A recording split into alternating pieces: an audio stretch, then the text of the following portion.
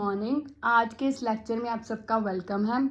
आज हम नया चैप्टर स्टार्ट करने लगे हैं जो कि है ट्रिग्नोमेट्री। ये 10th क्लास का 8th चैप्टर है, बहुत ही इंपॉर्टेंट चैप्टर है।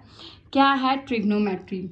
सबसे पहले हम इसकी इंट्रोडक्शन करते हैं कि ट्रिग्नोमेट्री का मतलब क्या होता है।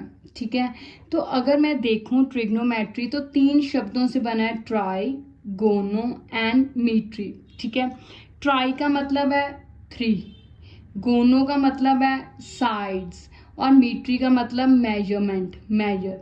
ठीक है, मतलब ट्रिग्नोमेट्री एक राइट ट्रायंगल की साइड्स एंड एंगल्स के बीच का कनेक्शन बताती है। ये हमेशा ट्रिग्नोमेट्री एक राइट ट्रायंगल से ही कनेक्टेड है। अब ये मैंने आपके सामने एक राइट ट्रायंगल बनाई है, तो इसकी 3 साइड्स और तीनों एंगल्स का आपस में एक कनेक्शन है, रिलेशनशिप्स है, फॉर्मूलाज है।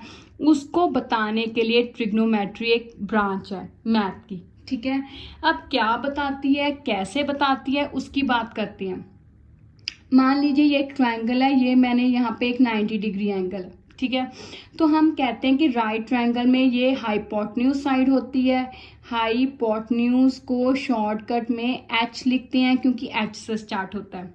ये एक परपेंडिकुलर है जो 90 डिग्री बनाती है, उसको हम पी से भी लिखते हैं, तो ये हो गया पी। नीचे वाली बेस तो उसको बी से भी लिखते हैं। ठीक है, पी एच बी, इन चीज़ों को इनको मैं यूज़ करूँगी इसलिए मैं बता रही हूँ। अब हम इन तीनों साइड्स का एंगल्स के साथ क्या कनेक्शन है, मान लीजिए मुझे एक साइड दी है, दूसरी पता करनी है, तो मेरे पास इस ट्रायंगल की तीनों में से सिर्फ एक साइड दी है और एक साइड और पता करनी है और एक एंगल दिया है। तो मैं इन चीज़ों को यूज़ करके, एक एंगल और एक साइड को यूज़ करके मैं कैसे पता कर सकती हूँ कि दूसरी साइड कैसे पता कर सकती हूँ, यही देखना है कैसे। उसके लिए मुझे 2 चीज़ों की ज़रूरत पड़ेगी। क्या है? साइन थीटा, एक है कोसाइन थीटा। ठीक है, साइन मतलब साइन, कोसाइन मतलब इसको शॉर्टकट में कॉस थीटा भी लिखते हैं। साइन थीटा को साइन थीटा ही लिखते हैं। ठीक है, थीटा क्या है? एंगल। यहाँ पे जैसे मैंने 90 डिग्री लिया है, यहाँ पे एंगल को हमने जर्नलाइज कर दिया थीटा से। थीटा एक ग्रीक लेटर है, कैसे डाला जाता है? ओ, फिर बीच में ऐसे लाइन। ठीक है, आप थीटा की जगह एक्स भी लिख सकते हो, साइन एक्स, ए भी लिख सकते हो, साइन ए, पी भी लिख सकते हो, साइन पी। ठीक है, हमने सिर्फ जर्नलाइज करने के लिए थीटा यूज किया है, ग्रीक लेटर। ठीक है, अब साइन थीटा और कोसाइन थीटा, कोसाइन को शॉर्टकट में कॉस थीटा भी लिखते हैं। ठीक है, ये 2 मेन ट्रिग्नोमेट्रिक रेशियोज बोलते हैं इन्हें, ट्रिग्नोमेट्रिक रेशियोज। ट्रिग्नोमेट्रिक रेशियोज क्यों बोलते हैं? क्योंकि इन्हीं से यही चीज़ें हैं जो इनके रिलेशनशिप्स को बयान करती हैं, फॉर्मूलेस को बयान करती हैं। ठीक है, अब इन दोनों के अलावा 4 और हैं, पर वो इसी से ही बनी है। कैसे? साइन और कॉस को अगर मैं डिवाइड कर दूं तो कहते हैं tangent theta. Tangent theta, tangent को शॉर्टकट में टैन थीटा भी लिखा जाता है क्या? इन दोनों का division, sine theta divided by cos theta. ठीक है, और पहले अब इनके फॉर्मूले देखते हैं, फिर अगले 3 देखेंगे। ठीक है, साइन थीटा क्या है? Perpendicular by hypotenuse, perpendicular by hypotenuse. ठीक है, कॉस थीटा क्या है? Base by hypotenuse. और ये टेंजेंट थीटा, इनको इन दोनों की डिवीजन है, तो एच एच कैंसिल हो जाएगा, क्या बचेगा? पी बाय पी, मतलब परपेंडिकुलर बाय बेस। ठीक है, अब 3 चीजें और हैं। कोसिकेंट थीटा, इसको शॉर्टकट में लिखते हैं COSEC। ठीक है, फिर है सीकेंट थीटा, इसको शॉर्टकट में लिखते हैं सेक थीटा। फिर है कोटेंजेंट, कोटेंजेंट थीटा, इसको शॉर्टकट में लिखते हैं कॉट थीटा। अब ये तीनों, जैसे मैंने कहा था, सिर्फ ये 2 मेन है, बाकी ये 4 इनको ही डिराइव किया गया है इनसे। टेंजेंट इन दोनों की डिवीजन थी। कोसिकेंट इसका उलट है, साइन का उल्ट, मतलब 1 बाय साइन थीटा, इसका उल्ट कितना हो गया? h by P. ठीक है, इसका उल्ट है ये। सीकेंट कॉस का उलट है, मतलब 1/cos थीटा मतलब h/b।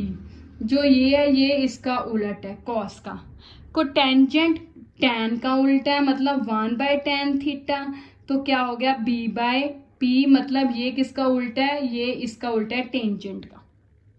ठीक है, तो अब आपको क्लियर हो गया होगा कि सिर्फ पहली दो रेशियोज मेन है, बाकी उन्हीं से ही डिराइव की गई हैं।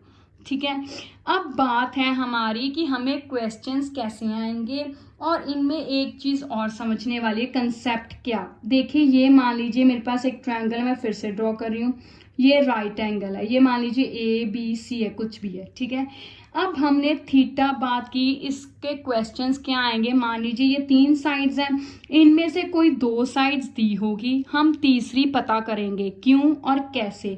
मान लीजिए उन्होंने कोई क्वेश्चन दिया, जैसे आपके सामने ये क्वेश्चंस मैंने लिखे हुए हैं, जैसे यहाँ पे है, अब उन्होंने 2 साइड्स दी है, तीसरी पता करनी है, क्योंकि हमें इसकी वैल्यू पता करने को कहा है।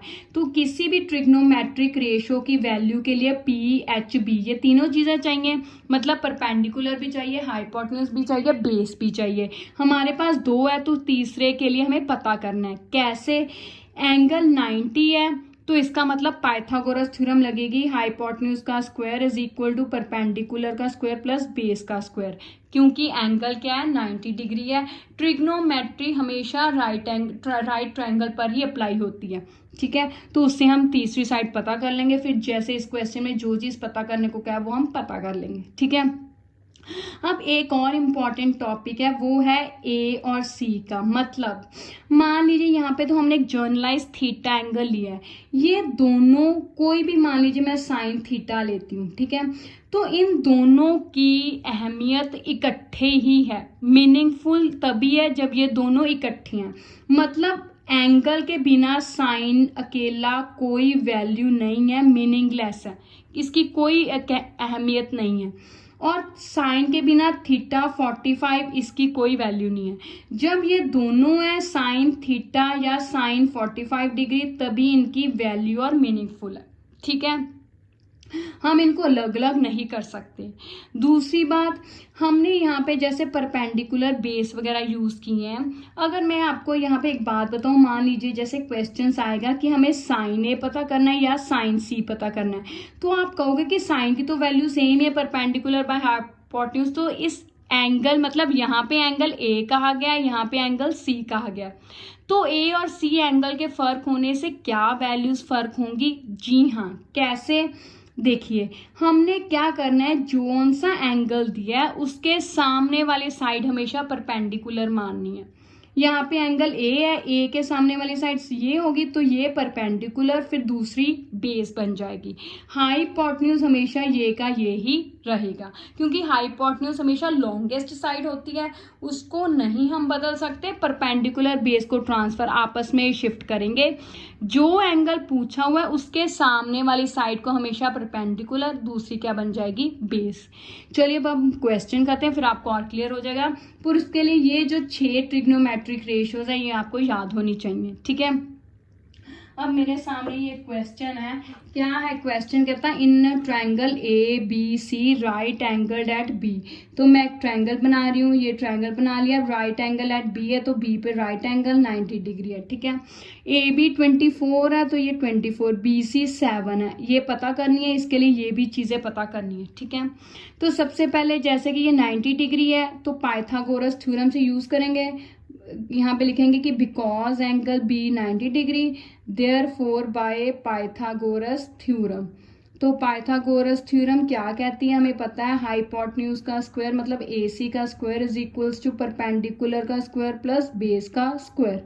24 का स्क्वायर मतलब 24 को 2 बार मल्टीप्लाई किया, 576 प्लस 49, तो कितना आ गया 625। तो AC इसका अंडर रूट पावर 2 है, दूसरी तरफ अंडर रूट जाएगा, तो कितना हो गया 25 सेंटीमीटर।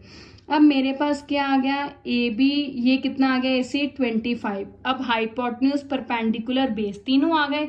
अब हमने क्या पता करना है, साइन A, इसका फॉर्मूला वही होता है perpendicular by hypotenuse, cause A इसका फॉर्मूला होता है बेस बाय हाइपोटेन्यूज। ठीक है, अब दूसरी है मेरे पास साइन C, फॉर्मूला वही रहना है perpendicular by hypotenuse, cosec formula वही रहना है, बेस बाय हाइपोटेन्यूज, ठीक है। अब हाइपोटेन्यूज वही रहना है जैसे कि मैंने यहाँ कहा था, क्योंकि ये लॉन्गेस्ट साइड होती है राइट ट्रायंगल में, तो इसको नहीं बदलना, ये वही हाइपोटेन्यूज 25 है तो सारों में 25 ही रहेगी, ठीक है। शिफ्टिंग किसकी होनी है, परपेंडिकुलर बेस की। पहले में हमें ए एंगल के अकॉर्डिंग क्या, तो ये ए एंगल ये रहा, अब इसके सामने कौन सी साइड है, ये है, तो इसको हमने परपेंडिकुलर मानना है और दूसरी वाली को बेस। तो इसका मतलब ए वाले एंगल में परपेंडिकुलर 7 है, बेस कितना है 24 है।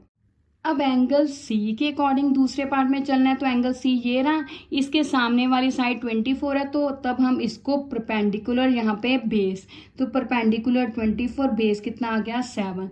तो यही हमने इनकी वैल्यूज पता करने को कहा था, वो हमने कर ली, तो क्वेश्चन खत्म है ना, इजी सिंपल। पाइथागोरस लगाकर थर्ड साइड पता करनी है और वैल्यूज लगा देनी है। अगर एंगल डिफरेंट दिए तो थोड़ा सा देखने की जरूरत है, अदरवाइज सिंपल ही, ठीक है। तो चलिए ऐसा ही अगला क्वेश्चन है। ये कहा एक ट्राइंगल दिया है, उसमें ये 12 सेंटीमीटर दिया है, दूसरी साइड 13, तीसरी पता करनी है और ये पता करने को कहा है, ठीक है। तो पहले वैसे ही एंगल क्यू 90 डिग्री है, तो देयरफॉर बाय पाइथागोरस थ्योरम, ठीक है। रीजन जरूर लिखने चाहिए क्योंकि इसकी मार्किंग होती है, ठीक है। तो क्या आएगा मेरे पास, ये 13 का स्क्वायर इज इक्वल्स टू 12 का square plus base Q R का स्क्वायर, ये आ गया। 13 का स्क्वायर 169, 144 प्लस क्यू आर का स्क्वायर। अब 144 इधर आएगा तो इसको माइनस करेंगे, तो ये आ गया 169 में से 144 गया 25, ये पावर 2 है, इसका अंडर रूट हो जाएगी, तो कितना आ गया 5 आ गया। तो क्यू आर मेरे पास बेस कितना आ गया 5 सेंटीमीटर। अब tan p और कॉट आर, अब उसने हमें सिंपल निकाला, उसने कहा इसको फाइंड आउट कीजिए, तो पहले हम tan p की वैल्यू निकाल लेंगे, फिर कॉट आर की वैल्यू निकालेंगे, फिर दोनों को क्या करेंगे माइनस। तो चलिए tan p और कॉट आर, tan p का फॉर्मूला टेंजेंट क्या क्या है p बाय b, और कॉट हमने कहा इसका उलट है, तो क्या है b बाय p, यही है।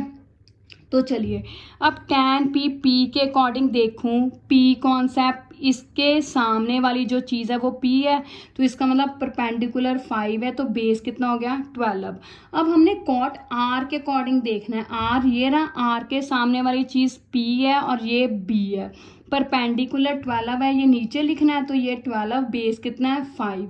तो अब इनको क्या करना है आपस में माइनस, तो माइनस लेंगे tan p minus cot r is equals to 5/12 minus 5/12, तो ये क्या आ गया 0, तो यही हमने फाइंड आउट करना था, तो ये हो गया, है ना इजी।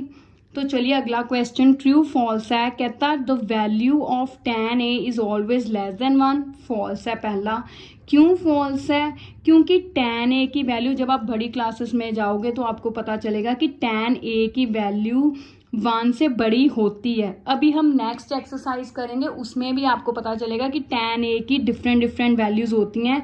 कहीं पर किसी tan जो होता है 60 डिग्री होता है √3, अब √3 की वैल्यू 1.732 होती है, ये तो हमें पता ही है, तो इसका मतलब ये 1 से बड़ी हो गई ना। तो यहाँ पे वो कह रहा है कि tan a की वैल्यू हमेशा 1 से छोटी होती है, तो इसका मतलब गलत हो गया, ठीक है।